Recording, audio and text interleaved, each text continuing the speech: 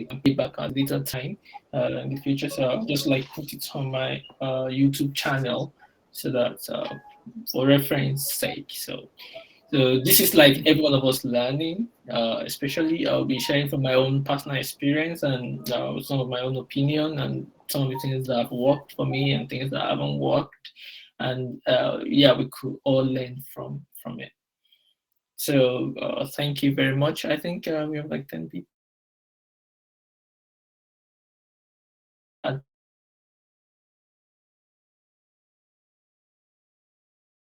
just give more people like 5 minutes uh, time so that more people can come in.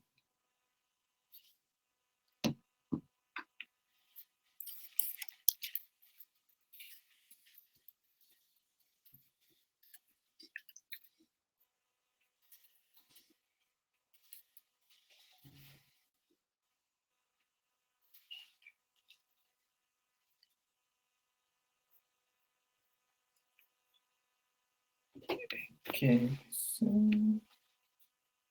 good.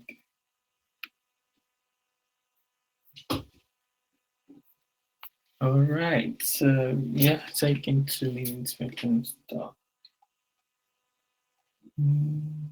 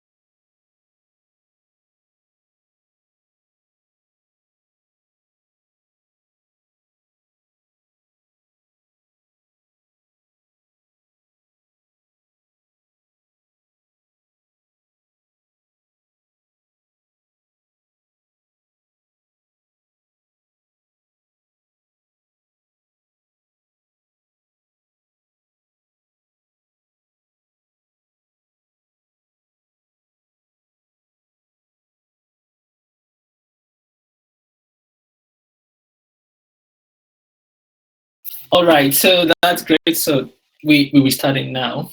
So my name is Peter Ayeni. So just brief introduction of myself. I'm a software engineer, and actually currently in United Kingdom. Uh, Also, I've worked with several organizations in the UK, startup, enterprise companies having millions of customers. Also, I have also built my own startup in the past, which, which was great experience for me. Won like several awards. I've been on several fellowships in the past, which have really like great experience for me. And also, yeah, I started out in tech straight out of high school, so just tinkering with technology.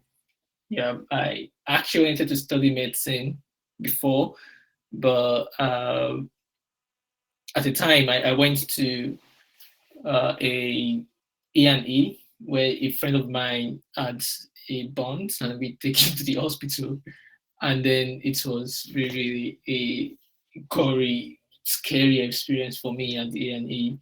And because of that, I changed my mind. Like, okay, I'm gonna do something different, but I don't know what it's gonna be. And I fortunately found computer engineering.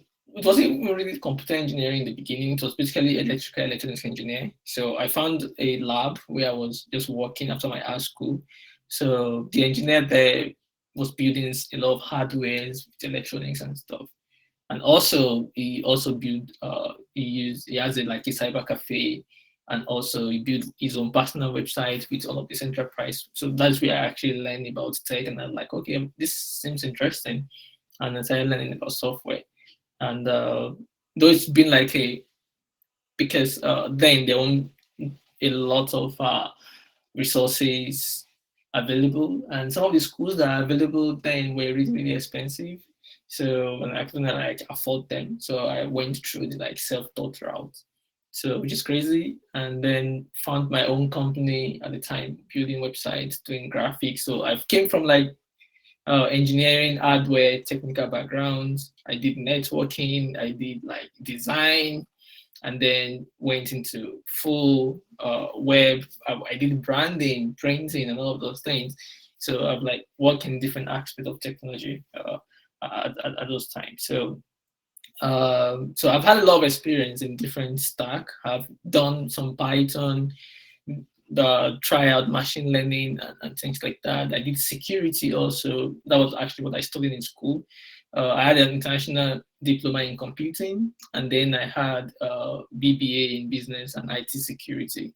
So I've been able to like touch different parts of tech, and I've worked in different capacity. So if you have like questions in design, hardware, A plus, security, web, software engineering, business, startups, I've tried, I've failed, I've built different solutions in the past. I also help startup also to choose technology and to be able to build bootstrap things. So mostly bootstrapping tech and everything. So if you have questions in those kind of ways, I could help. I've been on several fellowships sponsored by the US Secretary of State, I think. And also, I was at a fellowship at the school in Berlin. So we're like 20 social innovators were selected across the world, and I was like one of them. Two of us from Africa.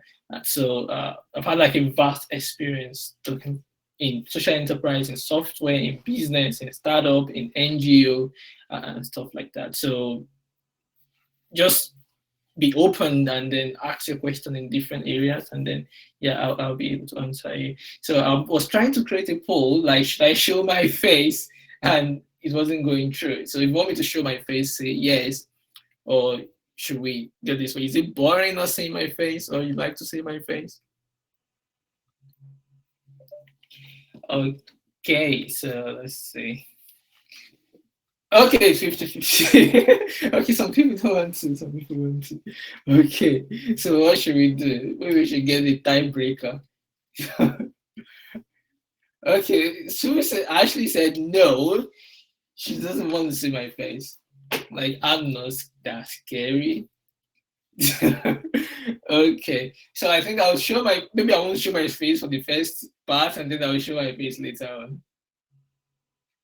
Yeah, that's the trick. Yeah, okay, so sometimes like people just like kind of like engage to you and connect directly with you. So I think that's perfect. So let's get started. I've had some questions. I think if you can put in the chat just a very brief introduction about yourself. So just very short biography, like you write on Twitter bio. So like what you do, or the current state you are right now, or what you love to take away from this session. So just like a little bit about yourself, maybe your name, what you're doing, or you're learning, or you're in school, or you're working, stuff like that, or that shows what you're interested in, and then maybe the country where you're connecting from, so that we could just like connect with each other a little bit better. And what I've learned also is about networking. In all of these things we're going to be doing today is very, very key. Having like-minded people that want to achieve the same thing as you, and you're able to connect with them, give you a lot of momentum actually to be able to achieve what you want to achieve.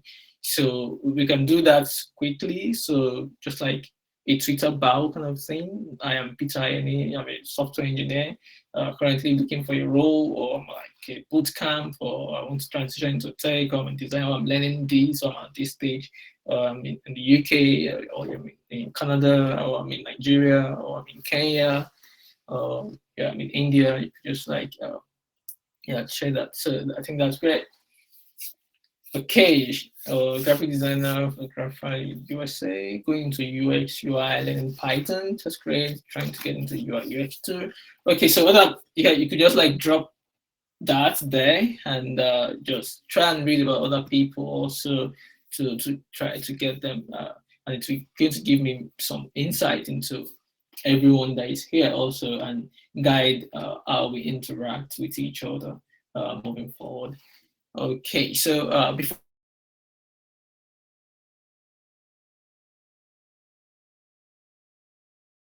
there are like 5 of them, so I'm going to start from there, and then we're going to have like open floor, so interaction where you could ask your questions. There's anything you're struggling with, is there any concept you want to use and everything like that, and then we could start. Okay, are we ready?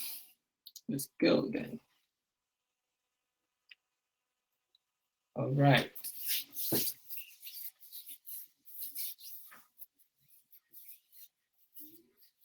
Okay, I think that is great.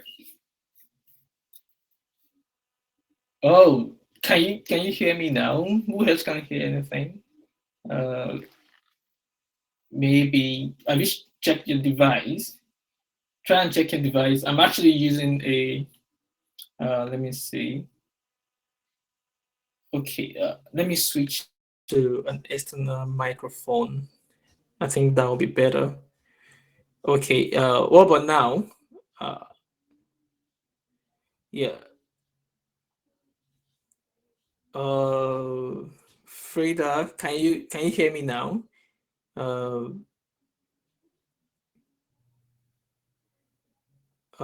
I think can you try. Who else can hear me? Okay, okay. Yeah, just try and connect and disconnect sometimes. I think it help. So just try and or just look at your mic setting and make sure that you are choosing the right mic and the microphone. Yeah, I think that will help. Okay, so let's get started for the first question I was asked, and I think this question actually is going to help everyone. So how comfortable should I be with my skills for me to start applying for jobs? So yeah, I think this is something that is very, very it's very interesting. And what I like to tell my mentee is don't be conventional. Conventional is I go to a boot camp or I go to uni and then I just like do things the way everyone does it, like the way it has been lined up. And you just like, okay, I need to get to the uni. After I get to the uni, I need to wait until my first or second year, and then I go apply to internship. Like everybody applies to internship, and then I get an internship, and I hope I did very well, and then I could get an offer. Or if I couldn't get an offer, then I go back to uni, finish my uni, start go to job stuff. Yeah, try to get a job there. If I was able to get a job through that venue or at a job fair, great. If I couldn't get it, come out of that and then start applying for jobs and hunting jobs or try something else and stuff like that. So like, in everything we do, like the way the world works, there is step by step guide the way things should be done. You know, and that's what but lots of people are going to be doing that, so that's why you see that the competition is very fierce when you're trying to like do things just the way that everybody is doing it, because there'll be like lots of people graduating from your boot camp, lots of people, and they're going to follow the same blueprint. So what I've found is you need to do things a little bit different from the way everybody is doing it. So there is this book I read some times ago. It's like they call it the third door. Not everyone actually like try to create, because we always want to like take either the front door or the back door, but we could actually create a different door where there is no noise, where there is no a lot of people trying to use that door, and then we can use that to our own advantage. So why am I saying this? When you start learning, the most important thing I've noticed that a lot of organizations are looking for on someone they want to work with is the commitment and the the connection that, okay, this person is able to deliver, and the willingness to learn and to grow and to make an impact in that organization. I've been interviewed by a lot of organizations. Like, if I know an organization that I'm going to work with, or there's an organization we have kind of a connection with, there is a way you know, and deeply inside of you this connection match. So the idea is not about everything you know or you don't know. It's about, do you really care about this particular sector, this organization, and can you deliver that?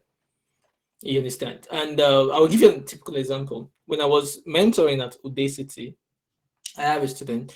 So he told me that he just enrolled to React Nano degree in Udacity. So I was having a conversation with him. So, yeah, so what's your plan with job and everything? He said he's already got a job. I was like, wow, you just started learning React and you have a job. How did that happen? He said, like, the organization even told him they are going to pay for his React Nano degree, and he can be coming to work. You understand? Why he learned React, and he comes to the office, works as a junior. You understand? Why he learned their code base and everything, and he's still learning, and they're still paying him like half the salary of things like that. So what I noticed there is that it's about the willingness to be able to like learn, to be able to contribute, to be able to say that, okay, I'm willing to grow, and you're able to do things differently. So because the idea is this, how much do you need to know? Like, there is no there is no measure of how much knowledge you need to have. We can't measure that.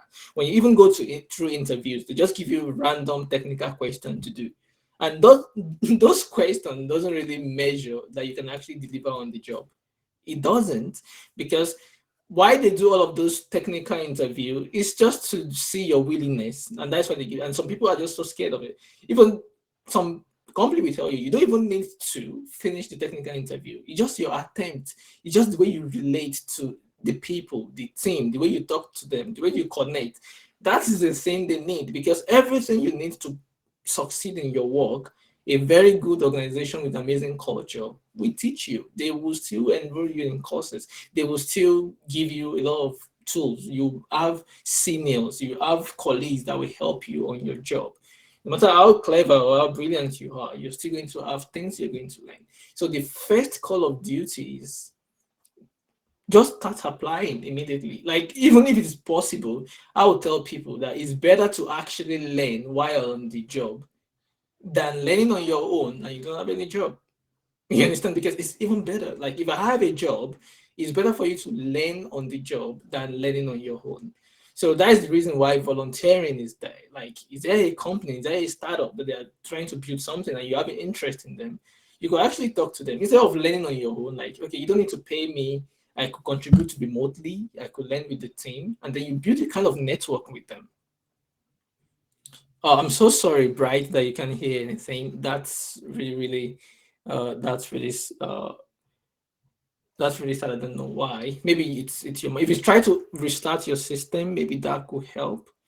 Maybe that could help. So the concept here is that think of the out of the box way in which you can help. Like, just tell the organization, I want to help, I want to contribute, I want to do something. I'm learning this, I'm transitioning from this to this, from UI to UX, like from photography to UI UX, or from I'm an accountant, I'm moving into machine learning, and I have this knowledge in accounting that I can even contribute in your company, but I'm learning at the same time. I want to learn this. So on ADP list early this year, there's this conference, and there's a lady that was there that was saying that the best way to move up in the organization is to go from one role to another. You're already in the door. Like, for instance, if I need to work at Microsoft and I really desire to work there, because I couldn't, and if I feel like going as a software engineer is going to be so hard, so imagine, and I have some other skills I could do. I could get a job at a Microsoft cafeteria. I'm already in the campus already, and I start talking to software engineers. You understand? Like, oh, this was, and then you start talking to them, making friends with them, and then before you know it, from there you're like in the door already. Because what we want is to get in the door, and when you get in the door and you meet those people that those things that you want to do, you start doing them automatically. I'll give you another example of this guy that took an unconventional route. You guys could know Jamal. He is a successful entrepreneur in the UK. He created this is it STTV? Is it SBTV or something? It's an online musical TV on YouTube then. So when YouTube was so when the early days then, and it was one of the person that discovered Ed Sheeran I had. So when you want to get into movie making and broadcasting and stuff, and he needed to get a job and to know people at BBC. So what he did is he started visiting. So he was working as like a cafeteria or Starbucks. So when he's going home in the evening, he passed through intentionally go through the routes that lead through BBC headquarters in London. So he will go there, and then when all the staffs are coming out, and they are working and they just randomly say hello, and then sometimes you stay there, people would stay around the headquarters again. BBC headquarters a very large front. I've been there once. So, and then you just like try to talk with them, they see him, and he was doing that every day until they recognize him, until they started mentioning, "Oh, Jamal, how are you? How have you been?" And that was all he was doing. And through that kind of conversation, he made it into the door and got a job there. You understand? So we have to take our head off. I have to know everything before I can do something. No, we have to invent new ways of actually attracting what we want, unconventional ways. There are so many ways in which it could help. Even when I got to the UK, I wrote my story. It was really difficult. It wasn't like I get the job at the snap of my finger. I was volunteering for Red Cross. I did even though I was a senior at the time, but I had to like go through different ways, getting some of this experience, like trying to connect with people, building networking, going through unconventional way and stuff like that, so that I could get what I want. You understand? So people, yeah, it felt like stalking. I read his book and it really felt like stalking the BBC, but it eventually got what you want. You understand? And that's the most important thing. So you know what you want, what you want to achieve.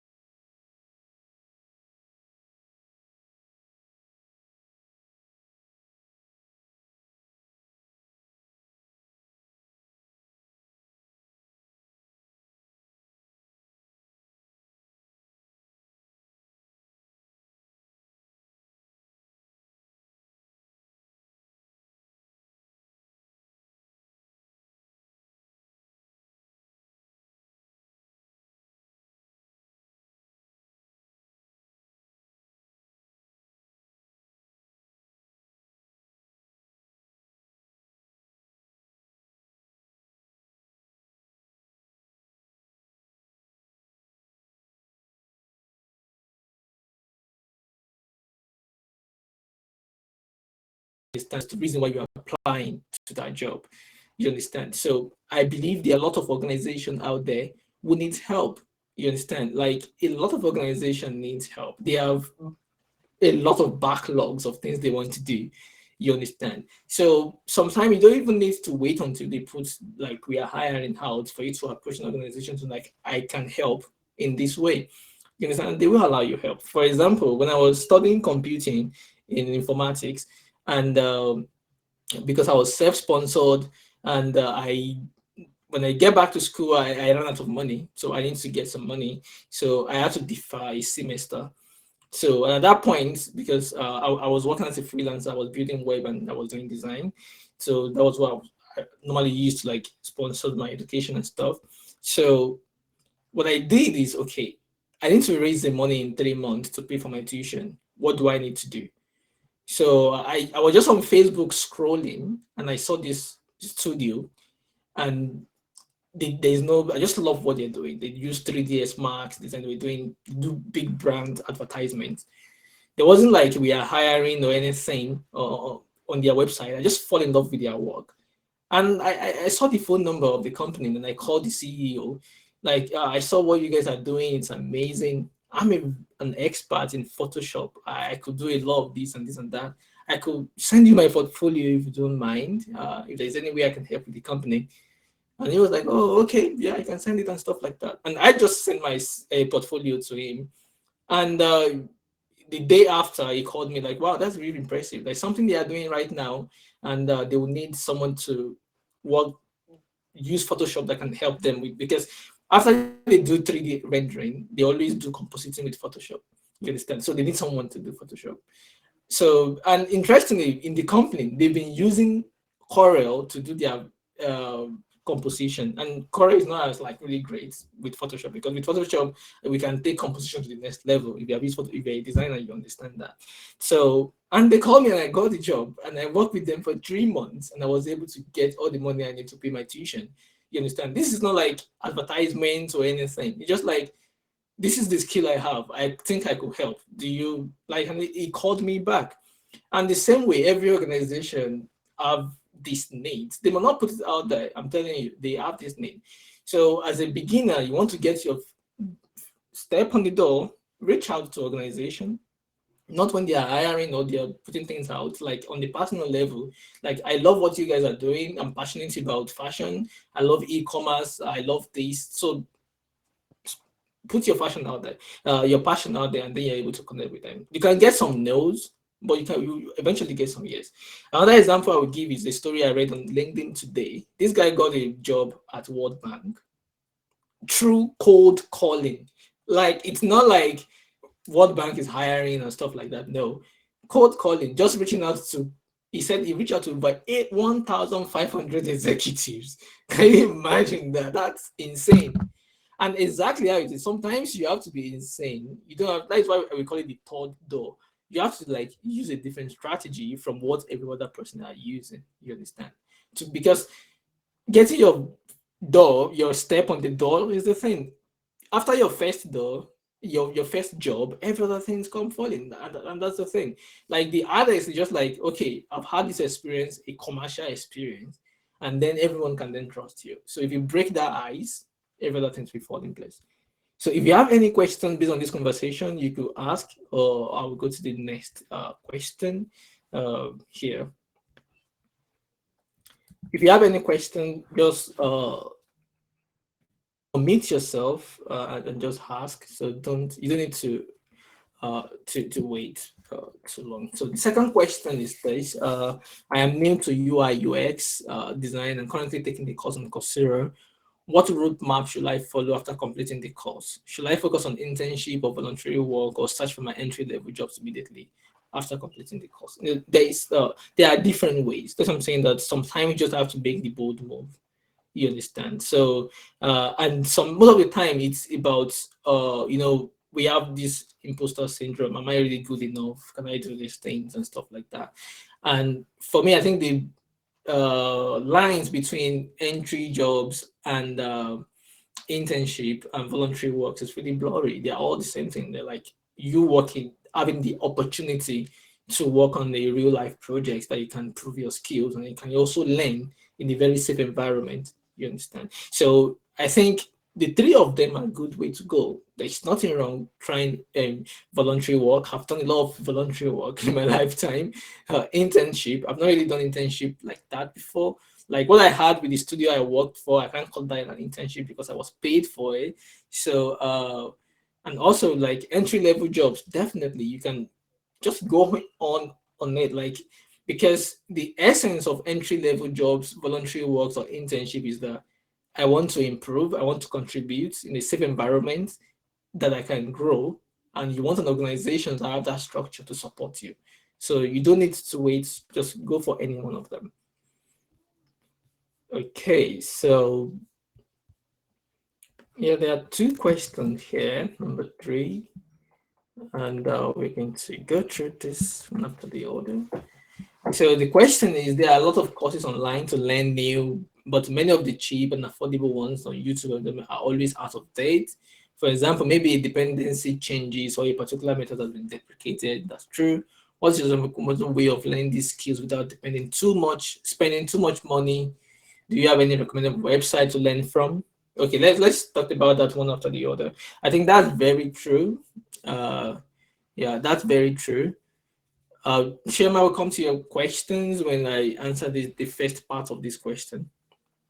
So, like I said, also, if you have like a contribution to any of the questions, please just shout at me, and then you can add to it also. So, the thing is that the software development space, like, it's moved really, really fast.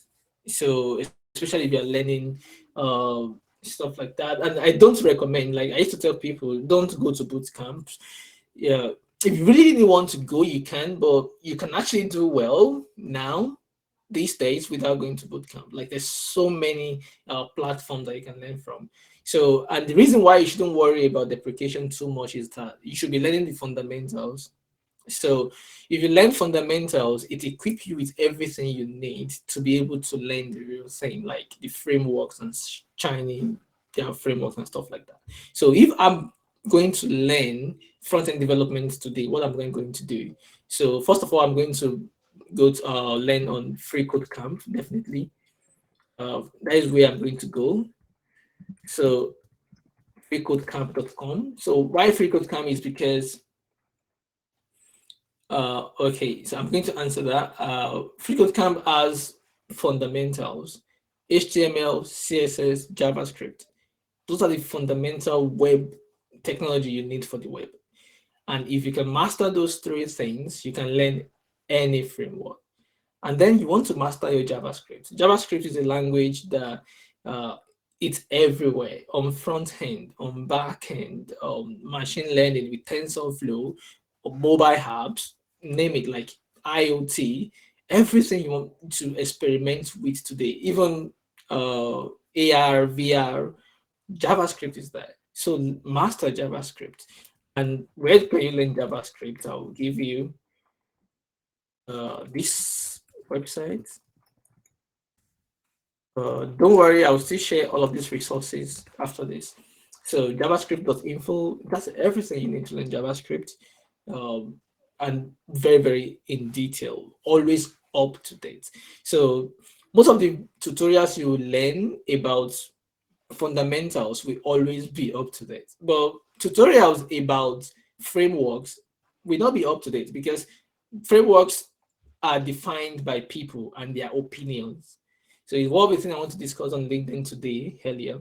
Frameworks are designed by people, and people put their own bias in frameworks. So that is, but when it comes to the fundamentals, like CSS, even CSS and JavaScript and HTML are designed by people, but it's collection of people. Like, people have to come together, people have to criticize and like, okay, we want this, we don't want this, we should be like this, and then like that. But for frameworks, two people can come together and define a framework, you understand, and define their own bias and stuff like that. And then in 2 months, they will change everything again. And then you have to learn it all over again. So that's why your fundamentals knowledge is very key. So learn the fundamentals. Even if we are going to go into backend, you want to learn Node.js, understand Node.js, then add a framework to it later. So if you want to learn framework specifics, learn from the documentation of that framework. So that's why you want to choose a framework that have a lot of contributors that have huge ecosystem, that have good documentation. So those are the things that you want to look into.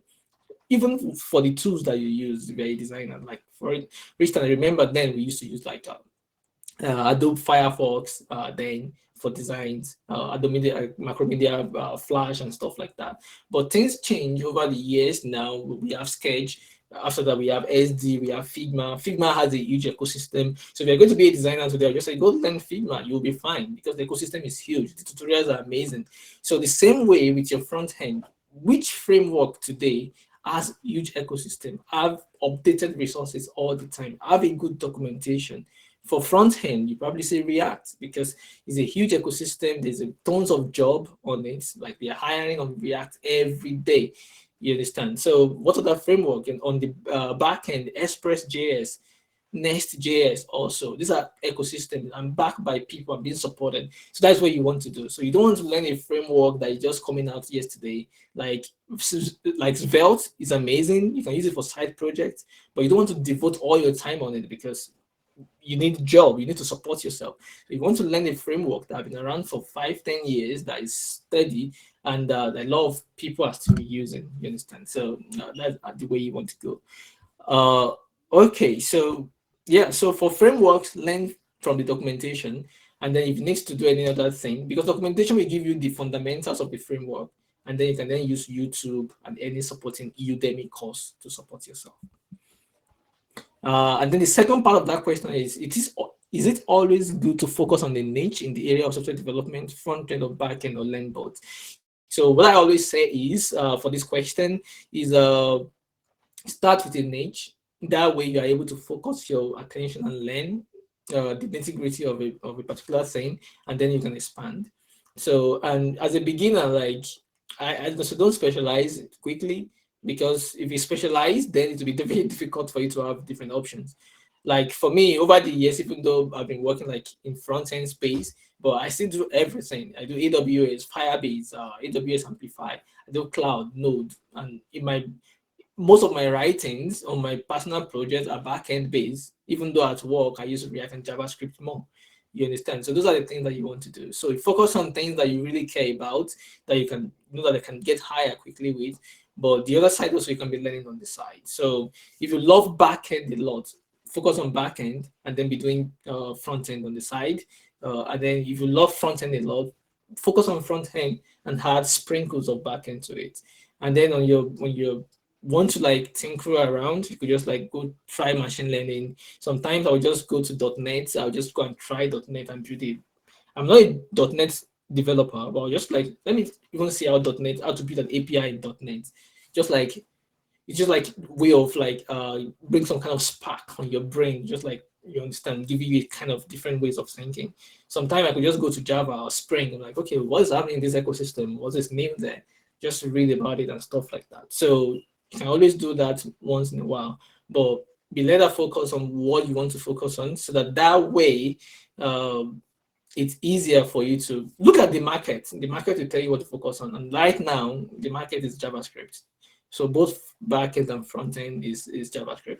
And I said Python is amazing also. You can do Python because Python is like multifaceted. You can use it to do a lot of things. And also maybe Rust or Golang if you're very, very techy and stuff like that. So I think that's really great. So for designs, Sherman asked, I'm currently trying to find real life experience in UI UX design. I personally see a lot of volunteer graphic design and other design roles, but not UI UX volunteer jobs. Yeah. So I think sometimes if you're saying like design stuff, it can like sway you away from what you really want to do. But then if you don't want to like get rusty, you want to like try your hands on things. Because let me give you an example. When I graduated, my first job was as a graphic designer, but I studied computing, but I got a job as a graphic designer. So when I got my leg into the organization, so I find out they have been contracting out their website to an agency. Oh, I found an opportunity there. I wrote a letter to the chairman directly because I was hired through the chairman referral. So I had like a kind of relationship with him. So I wrote him a proposal. sir, I saw you spending so much money on building website outside. I could do it. I studied computing. And then he was like, oh, really? Okay, give it a shot. And then I give it a shot. I built it faster, better. And they were like, oh, okay. Then they took the contract in. And from there, I formed a software department in the company. Later on, went on to build CRM system for this company using Drupal and PHP and stuff like that. So that is how we actually spot opportunities. Sometimes some organization may not even be aware that their graphic, like I've worked in an organization that their graphic designer is actually the UI person, and they can't see the difference. So when you apply to a role like that, and you see that maybe they have graphic designer that they have been using as a UI designer, and they are producing, you know, if you come with the mentality of these graphics into UI, even though they are the same designs, but it's totally different.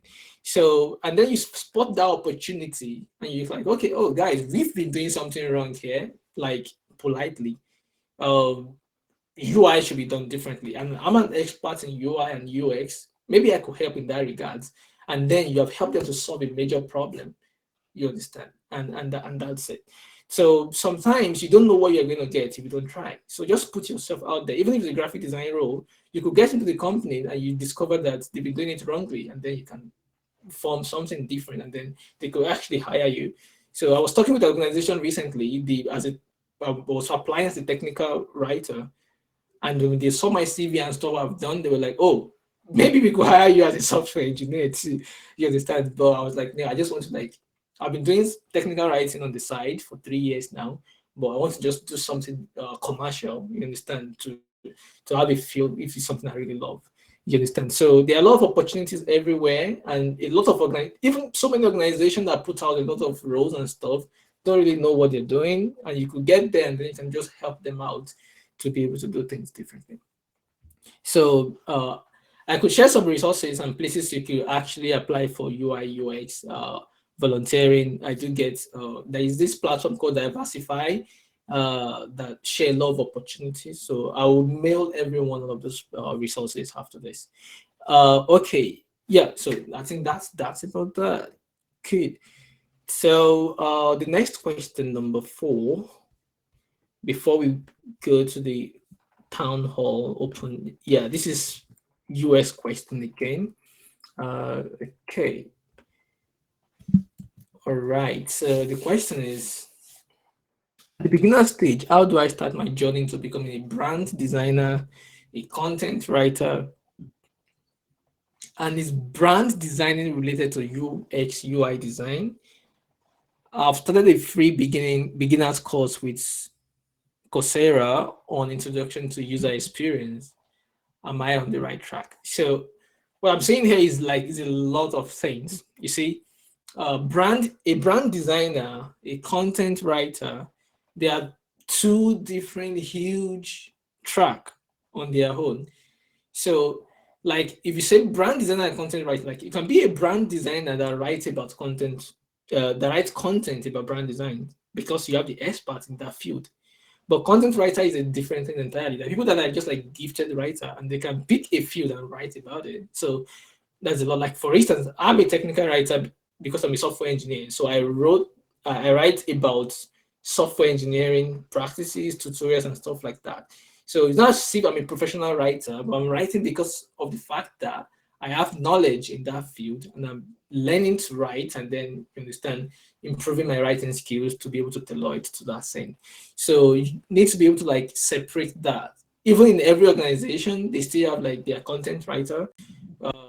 Even if you're a UI UX designer, you may not be writing the content. So, but if it's a small company, they could like make you do all of those things. But they are really, really different works. Most UX person, if you say UX and UI, most companies combine them, but they are still two different wide fields.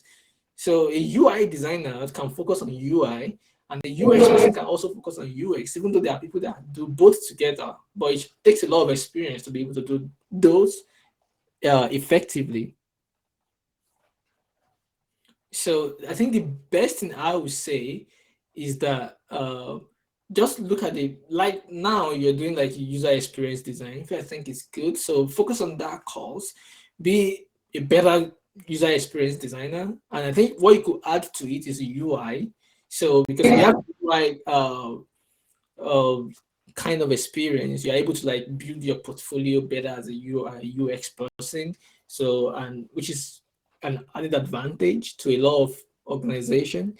You understand? So marrying like UI UX together in when you're learning, it's a very good skill to have. So if you are building your portfolio as a UI UX designer, I think the best thing you could do is to use webflow.com.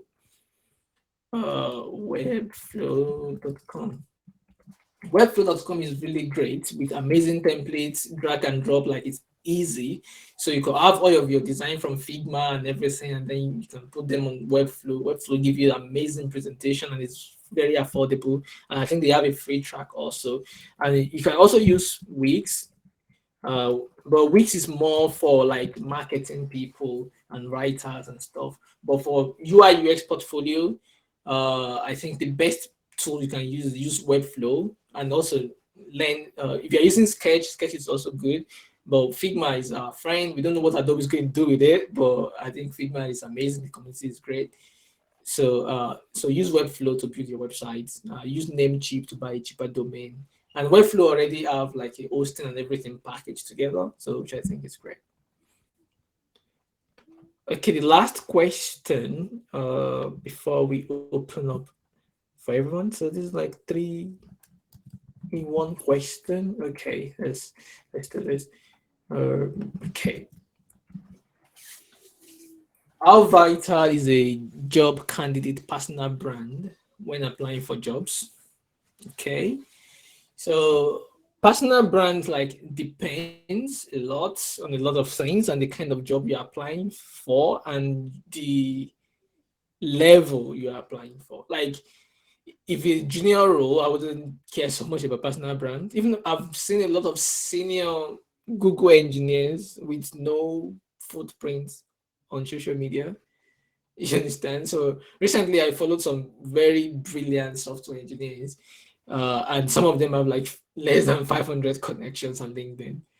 So it's about personality thing. You understand? That doesn't define you, and it's about the conversation we're having. Because it's been crazy. Like people like networking and stuff like that. Like not all of us are extroverts. Like for me, I have like little friends. Like I'm very active on social media because no one is seeing me, but like at an event, I'm not the kind of person that would jump at you. Even on social media, I don't jump into people's DM like these code messaging them and stuff like that.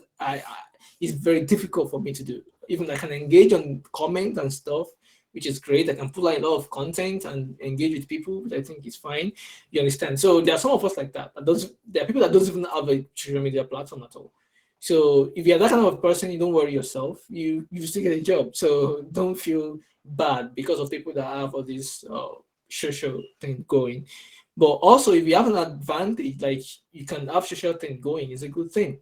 You understand? So if you don't like show your face and stuff like that, you can write like get a Substack account. Substack is a very brilliant platform. I just moved all my content there recently, and it's brilliant. So you can write to your audience without them really seeing you. You understand? Or and they have do the marketing and everything for you. It's a brilliant platform to write. So I think having technical writing and stuff like that is very, very good because it shows people that you understand what you're doing. And also I've learned that it's like we respect authors a lot because we think they're like authority in the field. They are getting an opinion and voice and standards out. And the interesting thing about the thing around us is that everything about technology is defined by people. So it's not about like if the people are smarter than us or not. It's just because the people are there. You understand? So when you are not there, when a decision is made, you're not there. It's like politics. Like let's say for instance, when the ASCII standard was made, it wasn't like there is a it must be this way. No, it was just people that came together. I'm like, okay, let's define the ASCII standard. What should we call one or A or B or C in ASCII? And then people name those things and then they become the de facto in computer and the way we code. The same thing with frameworks. The things The same thing with programming languages. People make those decisions. You understand? So, and if you're not in the room, if you're not shaping that opinion, then you just have to live with it. So that is the idea of all of this. So it's not as if like they are brilliant, like they are brilliant people. I'm not saying they're not brilliant, but I'm just saying that they're still humans. Like you too can do it. You can volunteer for Node.js, or you can volunteer in Adobe standard something, and like, okay, I think the standard for this should be this ISO of this thing. These are like uh policy makers that make things. You understand? Just like in politics, if you don't attend your local government stuff like that to contribute to how policy are made, then you just have to live with whatever is being made for you. So you understand? So that is the essence of writing and making your opinion known. You understand? So you get involved so that you can shape the future of technology. You know, we talked about diversity in AI and stuff like that. So the only way we can have diversity in AI is when we include and we allow other people from different backgrounds, like to be able to like contribute, and they also have to make themselves available, join the community, and be able to contribute to it. Because the more you contribute, then the more diversity we have. You understand? So don't lay back. If you have opinion about technology, write about it. So because those decisions about technology, all the function we write are made by people, and then we live with it. You understand? So you can change it. So this A1 is, if it is vital, what advice do you have for building one? So for building one, I think writing is the best way to start. So follow other influencers on LinkedIn or Medium. So read their articles and then start writing. Sometimes you can see something that someone writes, you can try to write your version of it, or you could learn something, or you could just write about this event that you attended today, or you could attend an online event, you can just write about it. Just start somewhere. There is no blueprint for starting. And then you share your opinion, and then people will like, oh, nice, and they start to converse, and then before you know it, that will bring you to write another one. I started writing 3 years ago, and it was out of compulsion, you understand? And then it became a second nature. I just started enjoying it, and then started writing, and then today I'm writing for like 5 publications on Medium. I'm writing on Akanon, I'm writing a lot of things, and now I'm getting a contract job as a writer, you know, and that's just it. I'm now like posting some of my writings on LinkedIn and my stories and my struggle and my fears, and then now I have going to about 9,000 followers on LinkedIn. You understand? Just be vulnerable and be yourself, because it's your story, it's you, it's your journey. There's nothing to be ashamed about. You understand? I applied for 100 jobs, I got no answer. It's your story. So that will be, and don't feel like that thing is peculiar to you. No, because there are so many people that will connect with that story, but they're just afraid to share it also. So when you share it and then they are able to connect with you, that's how they start engaging and following you. You understand? So because as we make our own light to shine, then other people have confidence also to be able to come out of their shell. Like, oh, I've shared some stories online and like on LinkedIn, and come my comment like, oh, I've experienced the same thing. I've experienced the same thing. Thanks for sharing. Same for this, and then you just like give up. Like we're all humans. We all experience all of these things, all of these fears that everyone also has. So if it's not vital, what should a candidate focus on in order to improve their job prospects? So I think it's vital. It just depends on their own approach. So for jobs, what I used to tell to candidates or my mentees, try everything. You understand? Try the conventional way of the lay down rules of applying, and also use the third door also. The third door is not like going behind the door or something, but just use unconventional ways. So some things like going to an organization you care about, their website, uh, and then you see like, oh my god, you saw some kind of typographical error on their landing page, and you screen grab it immediately, and then you mail them, oh, hello, I was on your website and it's really amazing, but I found this typographical error, I think this and that, and then you share it with them, and they're like, oh, thank you very much for spotting that and things like that, like, oh, you're most welcome. And yeah, I'm also looking for an opportunity. If there's any way I could help the company, I'll be glad to. You have built a relationship immediately. You understand? So because someone doesn't see that, and you get that, shows that you care. So there's a lot of way you can create the third door for you to strike a conversation with the organization you care about. You understand? There are some people like you could just like have a you're a UI UX designer. You just look at the website and you see a lot of like maybe or like call it like errors or kind of like design faults or something's not working, and then you go on Figma, you redesign the landing page. You're like, okay, maybe we've tried this option and I feel you have a better conversion rate. You're doing it humbly, not like spite them, but just like a lot of people have gotten job in Google and something just putting like bugs or things like that. And like, okay, well, why can't you come do it for us and stuff like that? So there are different ways of doing things. And that way you skip all the technical interviews because you've demonstrated your skill. That is what organization is doing. Every organization is looking for, do you care about our company? Do you fit into the culture? You understand? Do you have the willingness to learn? Are you humble enough? Do we like you? Do you like us? Every organizations have the same pattern. And that is what they are, that is the reason why we have all this interview process. They are looking at, are we a match? At the end of the day, they're still going to invest in making you better. And also you're going to use those knowledge to contribute back to the organization. So it's a two-way thing. So scheduling techniques in what? Do you mean like for writing? The scheduling technique. Do you mean for writing? Okay, yeah. So for me, I'll be sincere with you. So I won't tell you that because I write, I'll just like write every week and every month. I have a constant schedule. I'm a very messy person. And it's not because of that. It's because like I'm a family person and I just welcome twins. So I've been really, really busy and stuff like that. So I don't have like a lot of like dynamic like I used to write anymore because my babies are like very small. They need a lot of support and stuff.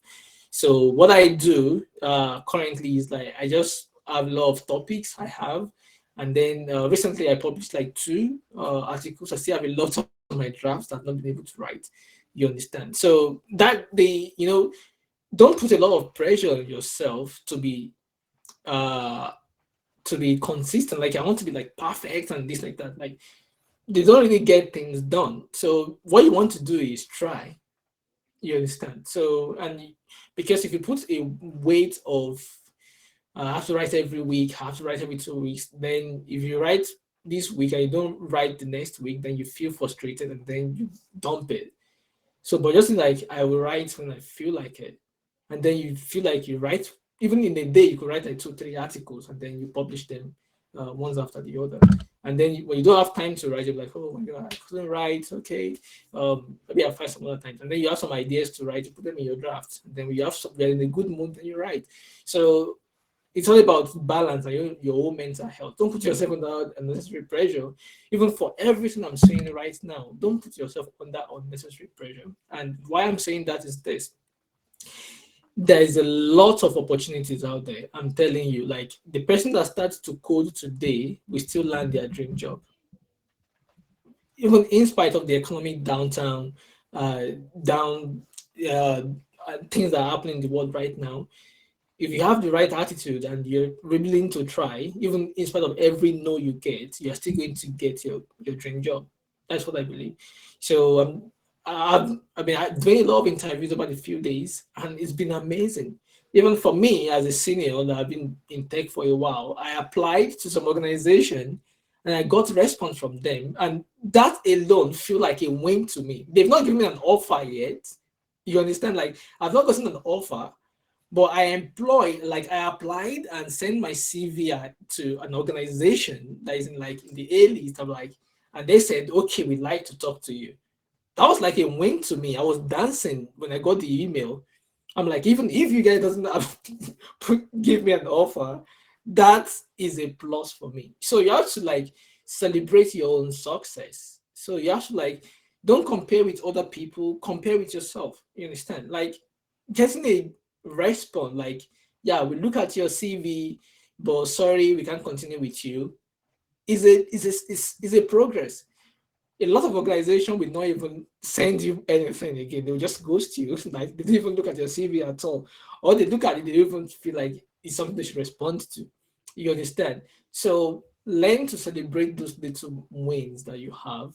You understand? And keep going. So find a simple little way to celebrate yourself. You understand? Don't put unnecessary pressure on yourself. like you're going to get that job, you're going to start that business. So just put those little effort every day, and then you know that things will work out. So yeah, thank you everyone for the twins. They are really doing amazing. Thank you, Joseph. Yeah, so those are all the 5 questions I have submitted. So if you have any questions now, I've been answering some other questions on the chat also. Yeah, you're welcome. Yeah, that's the thing. Like, you will be fine. Everyone here, you are in tech today, you are gonna be fine.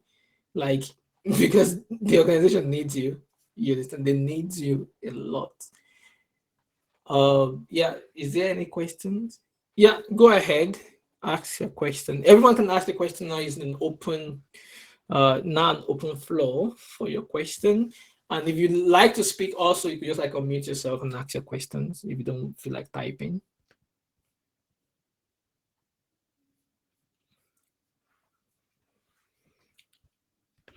You should ask a question. Everyone should ask a question, or I will start calling names.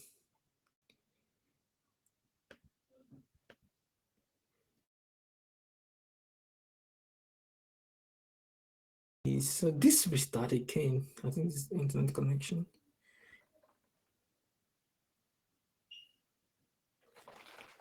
So dealing with deadlines. So I think deadlines is relative. So and what I think is this is for you to be sincere with what you're doing. And I've had a lot of experience with every different organization I've worked with. So except if you are a freelancer, it's a different thing. So if you are a freelancer and you have a gig with a client, so deadlines, what you need to do is to be able to communicate ahead of time with them. Yeah, sorry, I couldn't meet this social dates, and they know that you can meet it, and then that'll be good. You understand? So, but if it's like you are in a role and then you are given a task, and they say this task is 1 week, and then after 3 days, you feel like you're not having an headway, start having conversation with your manager and telling them why the blockers you're having and stuff like that. And a lot of organizations, I'll just give you a lot of how they work, at least from my experience. If you are working in an organization, like tech company, either in design or in coding, so they have what we call agile process of working, which a lot of organizations use. So either it's an agile using Scrum or Kanban. So the idea of we have what we call a sprint. So now an organization, the project manager is going to have what we call backlogs of what they want to achieve or a roadmap for a product. Let's say they are building a app for like a app like Tinder, for instance. Now, when you're building a app like Tinder, what they're going to do, the project manager is going to break down every requirement for that app into a roadmap. So when they build that requirement to a roadmap, they're going to employ everyone. They're going to need UI designer, UX designer, backend developer, front-end developer, senior engineers, reviewer, tester, Q&A. Everyone in the team works together. So let's say in the Tinder app now, there's a section, let's say authentication. So if it's a very big organization like Uber, Uber has like a team that is dedicated on authentication alone. So that team work on authentication, nothing else.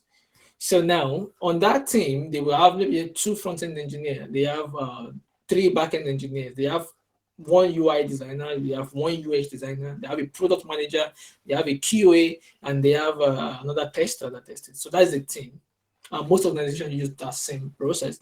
So in that team, we are working on authentication. And now let's say they give you a task that, okay, Alabi, create the Apple and Google login button or Apple login specification. And this is going to take you 2 sprints. 2 sprints means depending on the organization. Some organizations do their sprint every 2 weeks for a sprint, some every 1 week. So some 4 weeks, depending on the project manager discretion. So now, when you're given a task like that, you need to look at the requirements and everything you need to do that job. So, and they give you 2 weeks to implement Apple login. So you've seen the requirement and everything, and then you start working, you start making your plans. What do I need to get this done? Now, one problem with Apple login is configuring your login issue with Apple, because Apple is very meticulous and they give developers a lot of headache.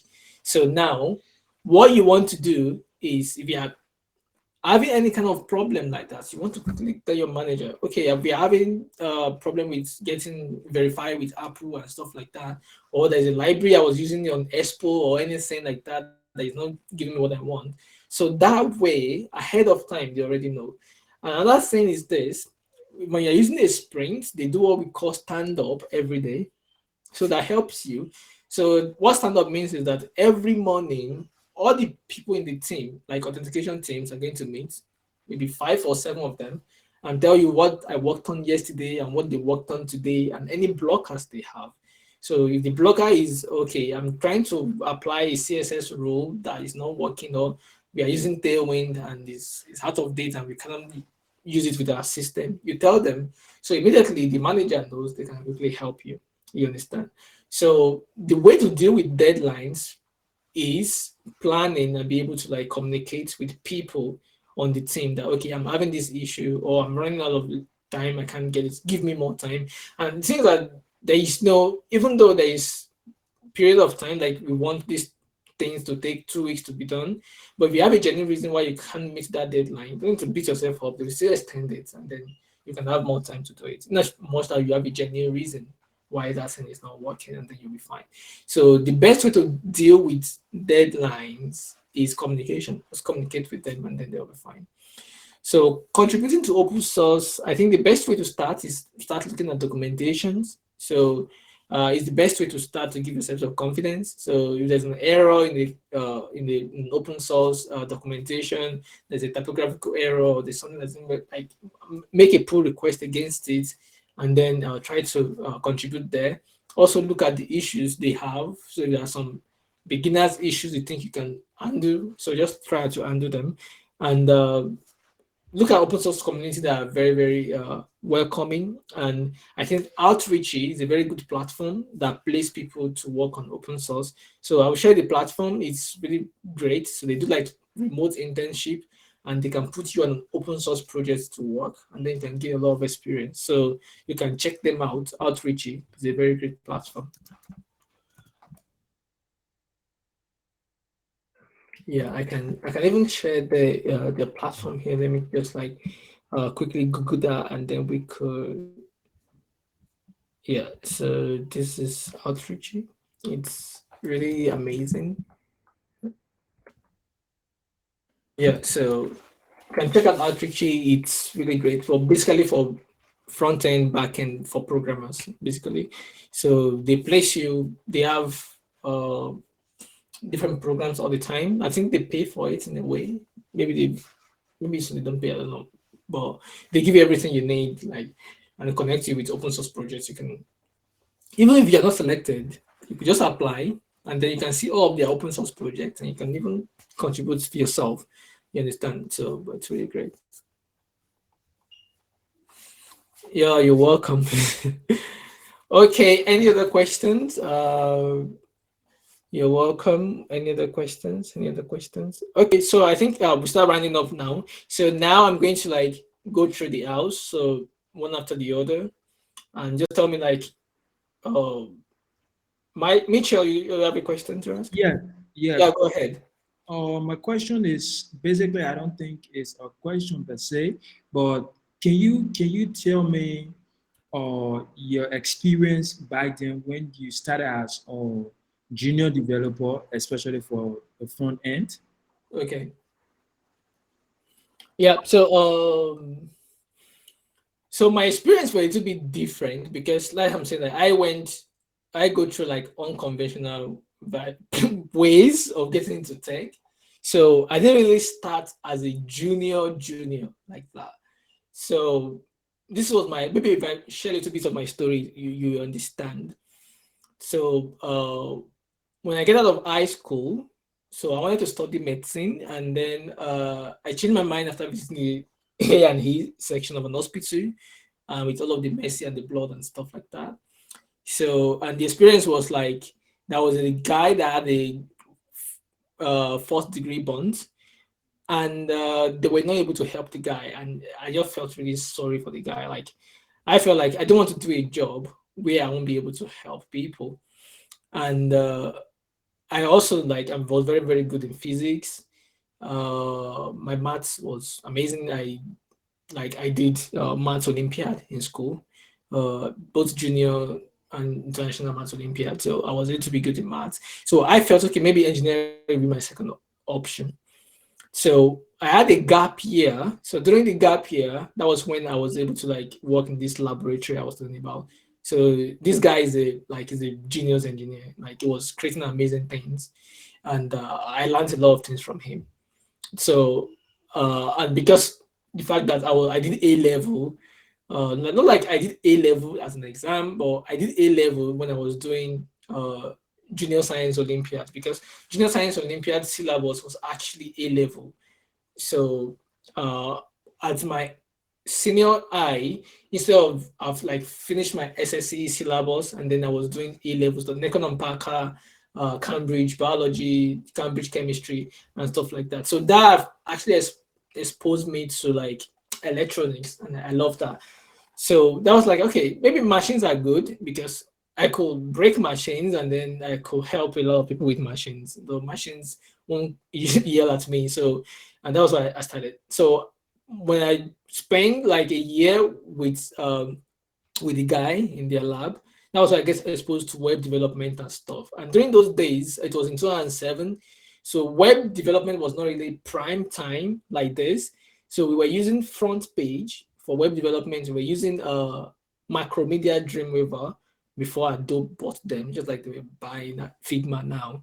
So that was what I was using to build websites. So it's basically like drag and drop, and also writing minimal HTML using tables and stuff.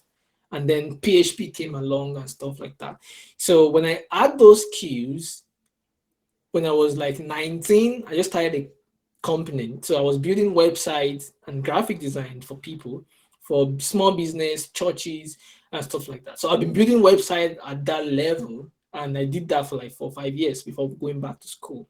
You understand? So I've had like a lot of experience doing freelance work and building my company, even before went into tech mainstream. So when I get started, I wasn't starting like a junior.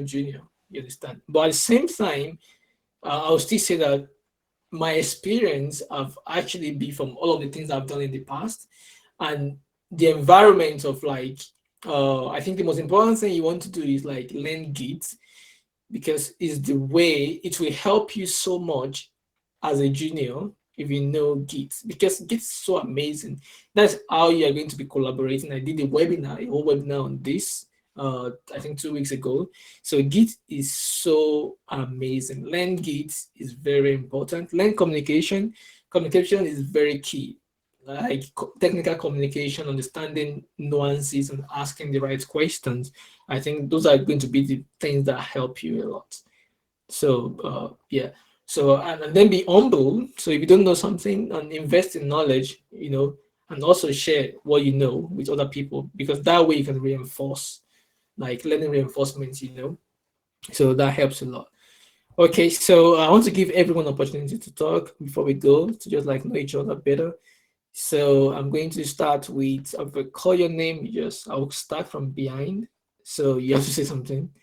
So Jack Tone, can you unmute yourself?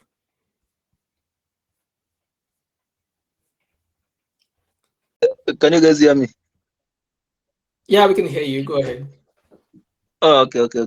It's been a wonderful talk.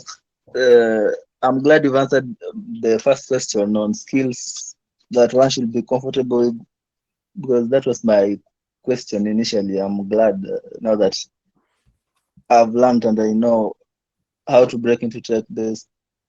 I need to push myself for me to be better in tech. Yeah, that's it. All right, that's great.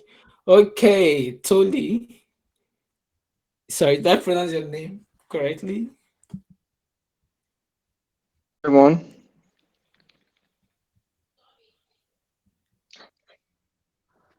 Yeah, go ahead. Oh, Do you have any thank you. contribution, anything you want to say? You have to say something, really. Yes, and thank you for answering my questions, like my two questions. And also the takeaway I was able to take from this was that recently I've been applying to data analyst role because I am qualified to apply to data science, data analyst role as well. So, but my passion is to build software and product. But I was like, should I go for this data science or data scientist role? But I was getting an opportunity for interview. But as you now say that you can also pass through another route into software engineering or maybe software development. So now is that if I can get into maybe to get the job for data science, then maybe I can as well train myself to other so that I can move into software engineer. Thank you for Okay. that. Yeah, that's true. So yeah, you even from the company you're working with, you could actually change your routes. Like if you're working for them as a data analyst and then they bring out a role for a software engineer, you can do internal because they will look for people inside first. Like, okay, yeah, I have this skill set, and then it will even be more cheaper for them to hire you than looking outside. So I think that's great. Okay, so yeah, Victoria.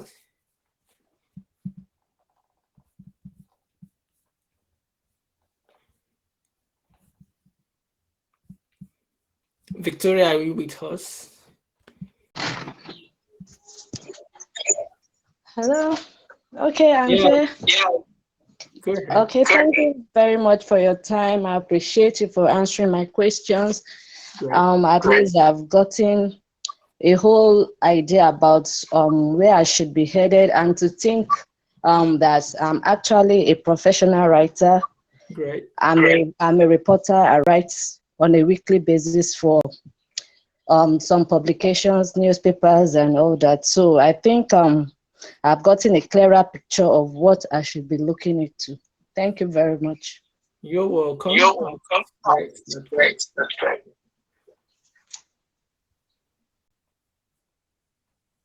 Okay, so what have we talking now? Bright.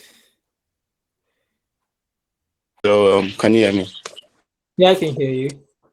Okay, thank you very much for your time and everything, the advice and all. Because honestly, I before getting into like tech, because I'm still learning, I'm in the UI UX design field. I did some research, like roles, like tech roles now, and just to like find one that like suits my personality and like my kind of person. So that's why I delved into UI UX because it deals more with like creativity and like your design, your thought process and all. And you've answered most of the questions. You answered my question and most of my colleagues now they want the question they asked to like it's really like it will like help me in the long run, considering the fact that I'm still learning and like regarding volunteering, Okay. job seeking and internship. So thank you very much. All right. That's great. That's great. Okay, Shema. Hi. Yeah, I really appreciate this session very much. Like I said, there are so many resources out there that I never considered. And when I got into design a while back, and then I kind of just I ditched it and went into business. And then by the time I came around, I wasn't really enjoying it. So by the time I came around, everything tech had kind of changed. It's like in the span of 3, 4, 5 years, everything just kind of. Yeah, I tell you, things change I'm really like, where is everybody? fast. So I used to love designing, doing web design in Dreamweaver. That was my baby. And Yeah, I then when I remember. did it, I wasn't really into the coding aspect. So after I messed up on a few divs, I just kind of ditched it and went just for the UI design side, like what's it called? The design side of Yeah, what's it called? Of Dreamweaver, and I would just close out the coding part. yeah. So then now I kind of regret that. So I'm getting back into the whole UX. And back then I don't think it was called UX UI. It was just called web design at that point, and then app design. Yeah. So I'm getting back into it, and I really appreciate all the resources, and I appreciate the session and the last one you had. It's very eye-opening, and I appreciate you answering all the questions because some of these questions I didn't know I had until other people asked them. So Yeah. thank you so much, and yeah, that's all I have to say. Yeah, I think you're welcome. I actually understand. Like a lot of moms I was saying, like I remember when things, web development are getting better. Like a lot of people couldn't transition from Dreamweaver to actually building a real HTML and CSS. No, I remember then when all we do for building website and layout is table. Just use like table for layout. Just imagine Yes. using table for layout. So I have and now a lot of things have changed. Like we have grid. I have a question because I don't know if you ever did this, because to avoid that issue, I used to use Illustrator, and then I Yeah, would slice it up and then yeah, upload online as a website to avoid yeah, coding. Was that yeah. a thing or was it just me? Yeah, it's a thing then, but not now. Not Yeah, it's again. unfortunate, man. That was really Yeah, great back then. like don't, It's called cheating, but it was yeah, legal. not now. So Yeah. you remember Thank you. if you use like, I don't know if you have experience with like firework, then okay, like you know the firework, like these days like because there are a lot of like CSS are getting better. I think the JavaScript audio is now felt a very little. robust. So before JavaScript used to be like now everything is in JavaScript. So, to design the UI and then you can code it. Okay, that's great. So let's hear from Jacqueline. So just go on that roll and back.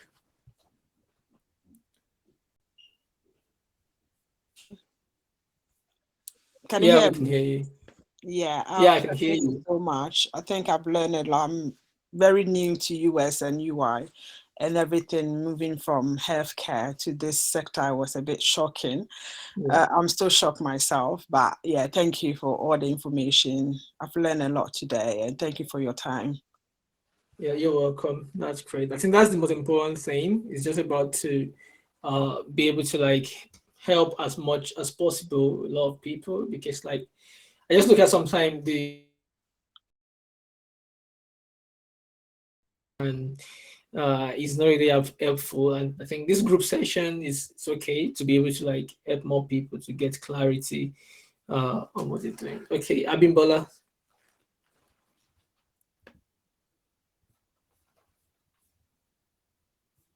All right, good afternoon. Can you hear me?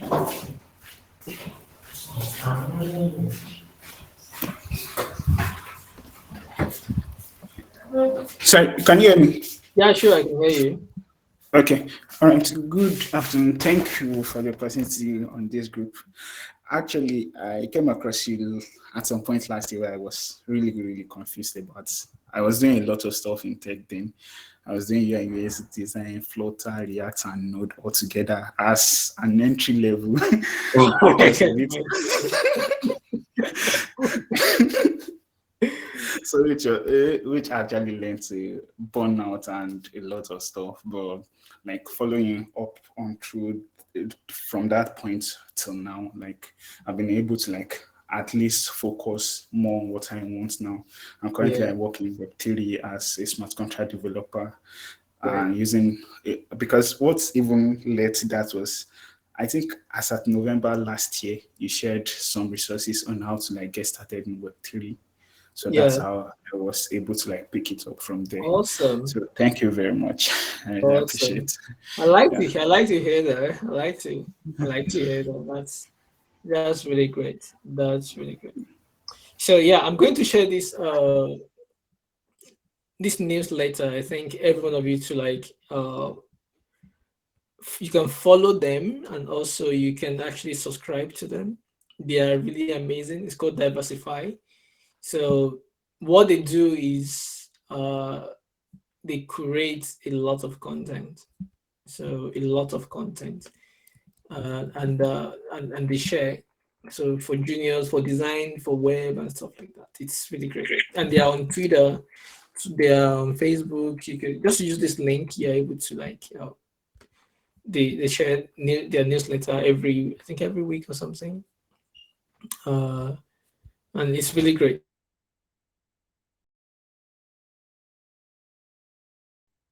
And stuff like that. So it's a very nice ecosystem for juniors, for everyone, just like have like some kind of like inclusiveness.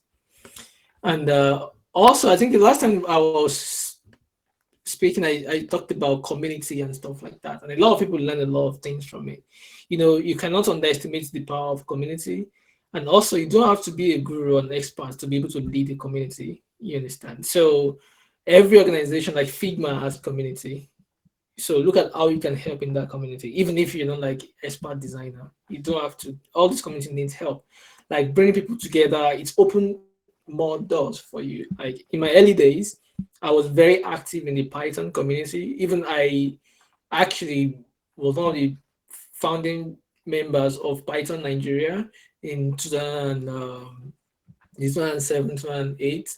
So we doing Python, and my first international sponsorship came from Python to attend Python in Florence, and all expensive paid. Those communities are very, very amazing. You'll be surprised what you get from there. And also I know there is what we call Django girls. So if you are interested in coding and in community, it's really, really nice. I used to be like a mentor on Django girls. I'll get their websites. You could actually join them, and you can mentor people. And they have a lot of good tutorials, especially if you're interested in Python. So even if you're a designer, you can host a Python, a Django girls, in your own community to bring young people together. Because the idea is not just about diversity. We have to be able to create it. We have to help more people. We have to help enable, women into tech. We have to create that enablement, and we have to create. If we don't create things like this, most people won't even know they existed. You understand? So create it in your school. There is a primary or secondary, high school, in your environment. If there is a church, if there is a mosque or something, like create that opportunity for them.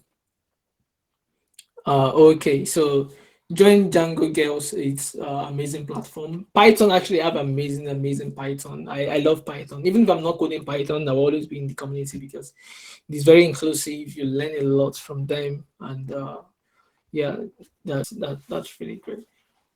Okay, so yeah, I think.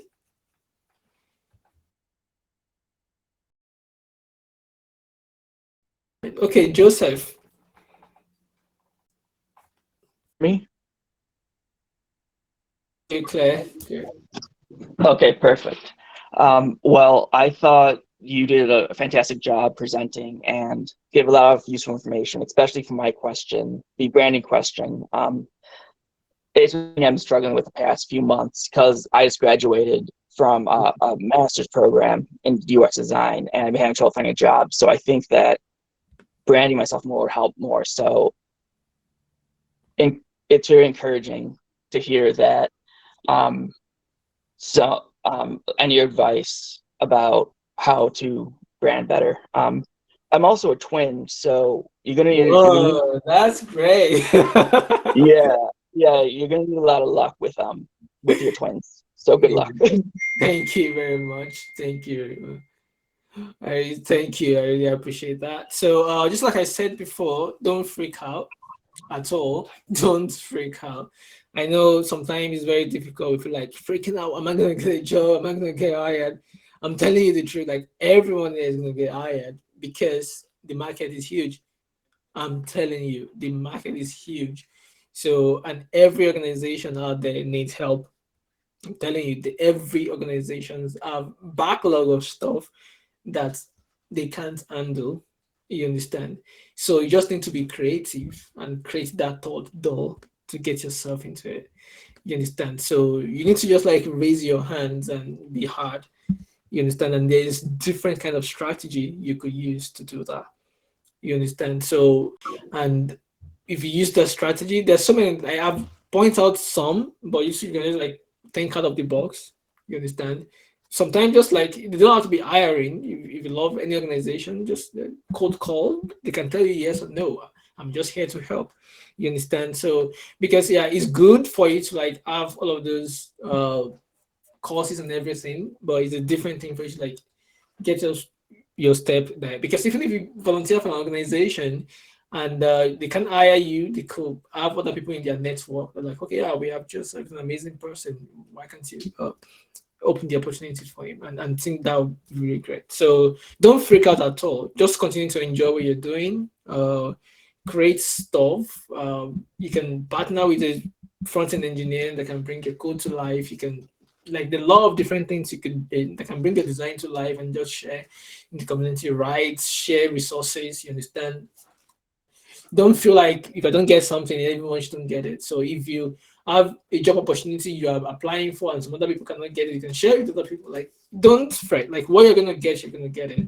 You understand? So don't uh don't be in a hurry. Like don't freak out at all. You're gonna be fine.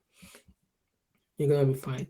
So even for me, like after like 400 application and a lot of no's, I was like, oh my god, what is wrong with me? So like there's nothing wrong with you. You understand? There's nothing wrong with you, just that you have not found that organization that you guys match.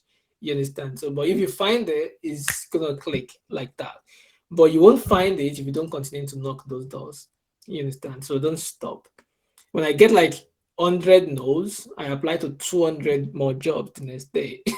So you understand? So just keep applying. I think the strategy I use sometimes is the brute force and then the tactical one. So I'm applying to some jobs randomly, and then I'm looking for the organization I really care about and crafting good relationship with them. You understand? So which of sometimes you can just like throw your net into the ocean and then you caught something. You understand? So that's why I do that.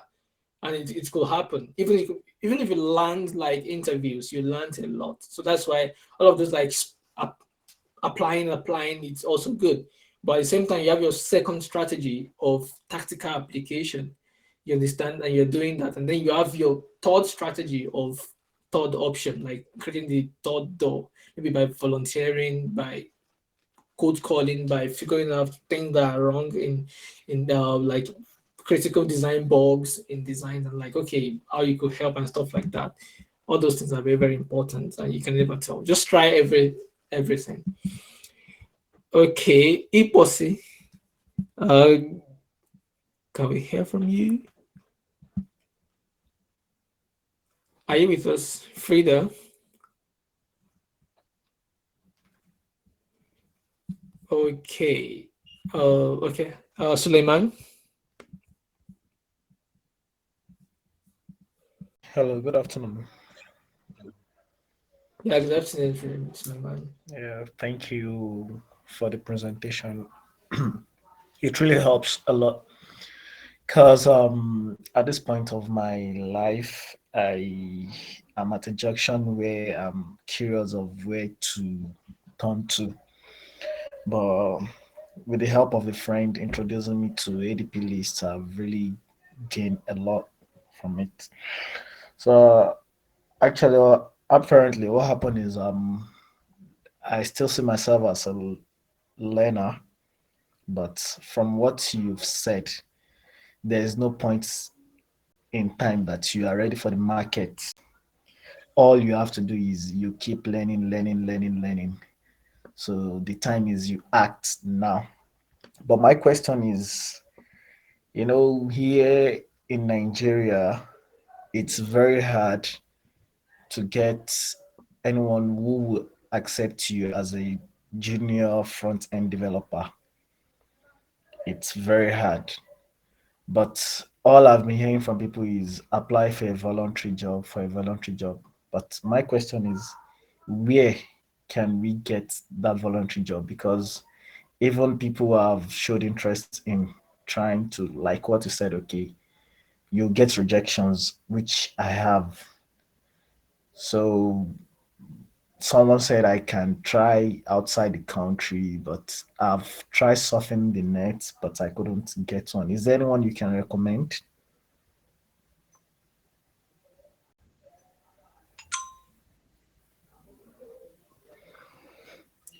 Yeah, go ahead, Suleiman. I can hear you.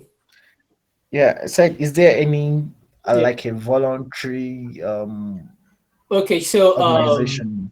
Yeah, so I think I can understand where you're coming from. I know how frustrated it could be. I've been there so many times. You understand? So it can be hard, it can be crazy, it can be like, yeah, do I really know what I'm doing? People don't want to hire Of junior, course. and then it's really crazy. Can I get an headway in this thing and stuff like that? But the truth is that all of these things will happen. You doubt your own knowledge, even if you know what you're doing or not. But the saying is that you will break through. That's one thing I'm sure of. Like, I don't know, like if you think about it, I think this would be like a kind of like pep talk, but uh, I've seen it happen several times. Like it feels like a miracle, but it's a law of nature and things within. Like if you keep on knocking, like even like the most annoying or most difficult people in the world, like if you keep on knocking their door and like they're not going to open the door to you, at some point they get really angry and just like open the door, like, okay, come, what do you want? And Yeah, that's the sure. concept. You understand? I used to tell people, like, I came from a very, I would say no background at all. Then I'm telling you, I'm not like making this up. I was born Of in a course. very, if you read my story, I've shared this on LinkedIn several times. So you know, like I'm trying to like make things up. So I was born in a very like very little border town in Ogun State between Nigeria and Benin Republic. I was raised by a single mom. My mom lost her Mm, business like overnight. In the primary school, I have to go from a private nursery school to a public school. You understand that yeah. kind of transition. So I went to a public school. Do you know how bad public primary schools are in Nigeria? You should not be imagine how bad Yeah. it is. Like as Yeah. a child, I have to hide from my friend when I was going to school so that they don't see me Mm, because I'm so that was imagine what that does to a child's mental health. That was wow. how crazy it was. So terrifying. You understand? So now if I Yeah. could come like out of all of those crazy, difficult, dark moments to now, I'm telling you, like there's nothing life will throw at you that there is no a way to overcome those difficult situations. If we persist, like if we keep going, we're going to because like they say like tough time don't last, tough people do. I'm telling you, like not motivation, it's the truth.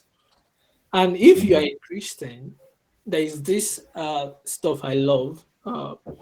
It's like a story that Jesus said in the Bible, like a parable. Like there is this widow that is very poor, and then he needs justice to his son or whatever, like his son, and then he went to this lawyer. The lawyer was so furious and wicked. I'm like, no, I'm not going to attend to you. And then the woman keeps showing up every day, like keep mm, showing up and showing up. And one day the lawyer was like, okay, because he like don't keep I will just avenge you because I'm just so tired of you showing up on my face every day at my door. You understand? Like yeah. the truth is it works. I'm telling you, like it works. It's not about Persistence. it works eventually. You know, there was a time I Mm, tell people like, yeah, yeah, I would keep trying. I could die on this, but I would just keep trying. You understand? And I don't know what else to mm, do because what else will I do? The only thing I've been doing all my life is technology. Like that's what I've been doing. You understand? I mm, started like yeah. 2007. We were called names. You know, when you start technology in Nigeria, then in 2007, like 2006, it was Yahoo boys, police Of arrivals, course. peak. Of course. I have parents that told their kids not to hang out with me anymore because I was doing tech. I'm telling you, it was that bad. I even experienced one yesterday on my Yeah, way you back. know, it's really that bad. Even now, it's better because we are making money, right?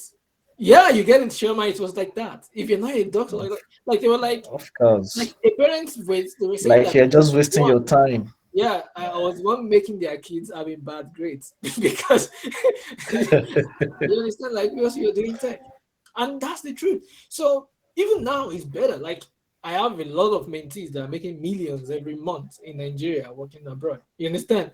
So the dynamic Yeah, is changing. You see 21 years old building houses, making a lot of money of out of course. tech, you know.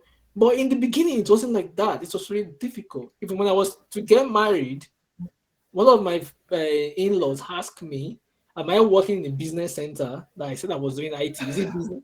I'm telling you, like, how do you want to scale? What are you doing? Graphic design? Today, graphic design, Yeah. UI UX is becoming sexy, right?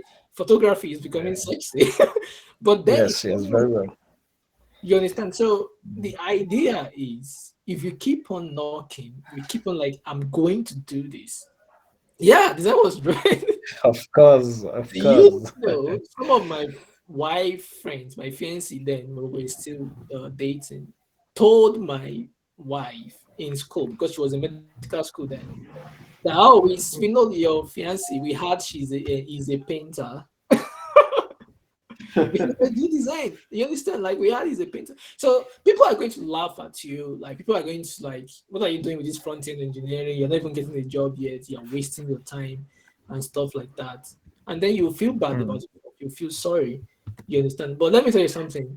One I'm, offer, I'm, one I'm of just facing the same thing as one just your story. offer that you will get will just change your life forever. So all of these things, like, yeah, what are you doing? And then no one will be able to talk to you at that time anymore. And that's how it is. You understand? So one offer could change your life forever. So just keep on doing what you're doing. Okay. At a So point in time, I was even discouraged. Like, should I still continue this? or not. Because my girlfriend was telling me like, well, what are you doing? I told her, don't you know what tech is saying in this global time Listen, of ours? She kept discouraging, saying stuff like, okay, what about your degrees? Why don't you use your certificate in searching for a job? I said, I'm not a kind of person who will subdue myself to someone waking up very early, setting out for work and coming back tired. I prefer myself working on something that you really I'll be care able to about. have time for myself. Yeah. Yeah. But So I think it's just because she's not saying it's coming, or yeah, maybe yet to end from it, that's why yeah. she's saying things that way. I But totally understand where she's coming from. I've been there. So I remember I said that when I um, finished my high school, then I started in tech, and then 5 years I was building my company. I was doing tech everywhere, from design to my first tech job was in cyber cafe in Nigeria. I was paid 4,500 a month. I was doing wow, it with all joy because I just love it. I hosted of my course. first website. Maybe, yeah, Chema will relate to this. Like my first website, I hosted it in the cyber cafe, built with Dreamweaver, and hosted it on Google on GoDaddy. I'm telling you, in the cyber cafe. And the reason why Yeah. I was working in the cyber cafe was because I could have access to a computer To internet. Yes. and internet. I'm telling you, that's the reason. Well, it's like that, and that was what happened. You understand? So, the reason I'm sharing this because it's just like we here right now. So I will tell you guys like here, like it can feel difficult, but it's not impossible. I'm Sure. telling you, it can feel difficult. Even now, it's even good. You have a degree, right? I did not have Yeah. a degree until few months to my wedding. Wow. I'm telling you, I do not have a degree because when I finished my high school, I started tech. 5 years, I did not have a degree. I do not. 5 years, I was doing tech, building companies. I was even consult at with an high school certificate. I was doing Of final year course. university project. I was one of the first people in Nigeria that started a tech meetup in University of Ilorin. They are all computer Mm. science undergraduates. I was teaching how to code and how to use tech and stuff like that. I didn't go to school, Wow. but I still don't have a girlfriend because no one wanted to date someone that have high school certificate. Of You course. understand? So it was difficult. But the thing is that is it about that now or about where you want to go, where you want to be? So right now everybody wants to like be your friend because like you're cool now, you're earning a lot of money now and stuff like that. You understand? So I think it's all about you being focused on what you want to be on where you're going. You understand? It's going to be hard. Like that was a time in my life that the best food I eat in a week is on a party I crashed. You know all this Nigerian wedding? Yeah. I would go on Saturday and dress up and then crash into one of them and then try to get food. And that was really the best meal I'm gonna eat. You understand? You know what I'm going so Yeah. and that's right. Even today, you guys we have ADP list and stuff. There is nothing like that. I don't have a Sure. degree. A lot of companies there couldn't employ me, even though I was very good. But because like company we had then were like MTN, this Supratech, they were using .NET and stuff like that. And you know, Mm. NYSC, like you have to have NYSC degree to get hired in Nigeria Of then. course, of All the course, companies of course. employ you. But today it's all changing because it's more of skill. People are trying to be more competitive now, and there are a lot of startups then now. But then there wasn't a lot of opportunities. You understand? But I still kept going, doing what I could do. You understand to support myself. Even at this moment, when the job is not coming, find a start. There is a lot of opportunity in Nigeria. Start building a startup on your side. If you don't know backend, use Firebase. Firebase is a platform, is what I use to build a lot of my startup I use because it's cheap and it's easy to use. You don't even need to build any app, and you just need to know JavaScript. You can use Firebase as your backend, and you can depend on your front end knowledge. Build a platform, build something simple. Look at all the SDG goals. You understand? Look at the solution you can Yeah. come up with and build it. That was what I did. And in 2017, make me a star in Nigeria. Like I've been working all my life in tech and everything. I've been building different solutions. And then I was consulting for an NGO, Yaga, and that was where I learned about development and the SDG goals. And I was like, oh my Mm. God, where have I been all these years? I could use technology to build any of these solutions. And I started emailing, and it caught fire. Like we got the Union Bank Centenary Innovation Award in 2017, if you heard about it, by when Union Bank was Yeah. created. I was Yeah. one of the Yeah. winners. I got £1 million, and from there I won Manila Washington Fellowship. I was sponsored to the US, and then I won another fellowship to Berlin. I was traveling abroad. I won a lot of grants. You understand? Just one idea, everything changed. I became like a international stuff. So you could do that. You have the power to actually do that because you're a tech person. You don't even need so many. You just need an idea. You need a landing page. I want to build this. And you start working on it. Even while you're looking for your job, you start looking at ecosystem. There are a lot of grants out there. I'm telling you, so many opportunities that you can launch into. Even if it is design, even if it's in code, like so many things you could do to like separate yourself from other people. And then the opportunity is just there.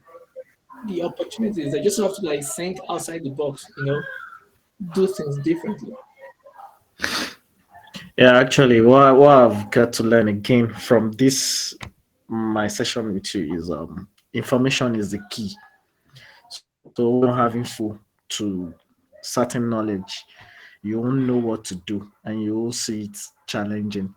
Like you've said now, I have never even because back days in secondary school, we belonged to all these jet clubs, social Yeah. clubs, in school. So an SDG was one of the clubs we did activities with in school, but I never think of even tech wise, maybe doing anything with SDGs or whatever. Yep. But as you've said, I'll try to reach out and see what I can do. So maybe Yeah, look into it. There is I was one of the first Google have this program they call Launchpad. So with CC Hub. So my startup, I'm one of the first 10 startup in Nigeria to benefit from that program. And there are a lot of organizations like AWS is giving 100,000 credits for you to build stuff. Google is giving free credit for you to build stuff. Like Google Nigeria, Microsoft is doing the same.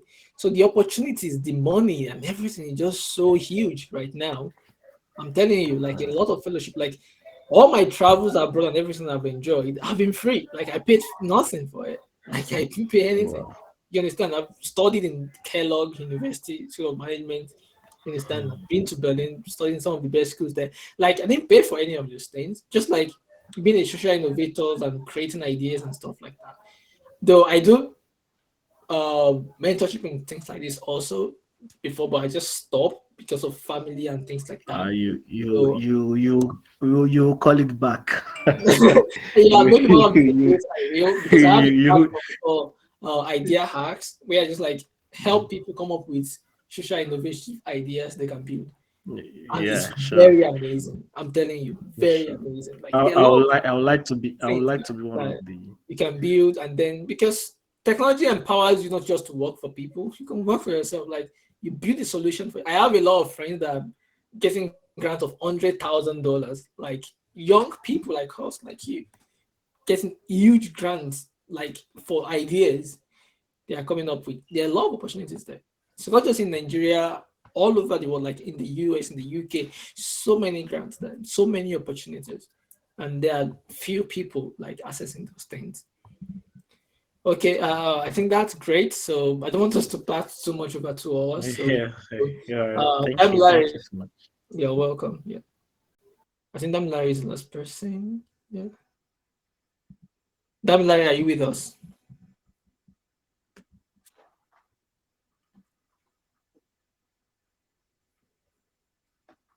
Yeah, I think Larry it's not here. Okay, so I think I've covered everyone here now. Okay. All right. Is there any other questions or any other things you want to clarify before we keep call this another day? So yeah, our next section I don't know yet. Have had like a very busy uh couple of weeks coming along. I'm interviewing right now also. I have so many companies I'm interviewing for with. So I just want to like make the best decision this time around. Yeah, yeah. So that's why I'm like really taking my time and talk to so many companies as possible and make the best choice. Sometimes it can be hard, sometimes it can be difficult, but the thing is that the opportunity is there, just like I said. So just keep on going. You just need your first offer. If you have your first offer, every other thing will start. And that's what I did when I break out and get my first offer. Now, like you have recruiters are the one code calling you and stuff like that. So yeah, share something. Okay, thank you for Yeah, sharing that's that. just a site I just found right now. Oh, okay. Yeah, I think that's great. Yeah, that's great. Yeah, that's great. Okay, thank you everyone. You guys have been so amazing. I really appreciate you guys coming over and being part of this. So and also you two guys take this further, like even in your own all I say, like while you're trying to figure out yourself, you can also help other people, and then it can help you also to get more clarity. Like for me, I won't pretend to you like I have everything figured out. No, some of the things I learned is by taking dog-headed risk. You understand? Like, okay, I don't have a choice. I just have to try everything, and then it works. You understand? And then that's how you're also going to learn.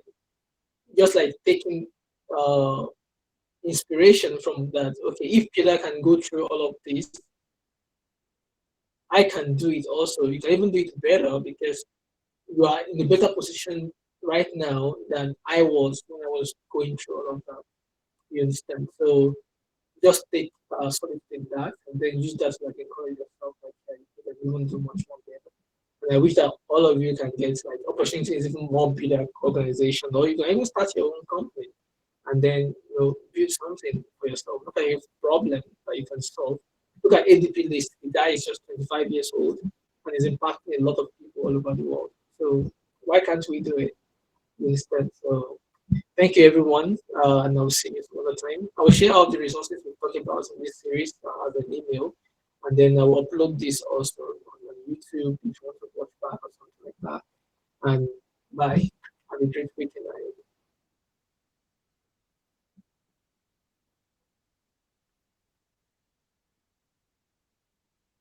Bye. Thank you for the session.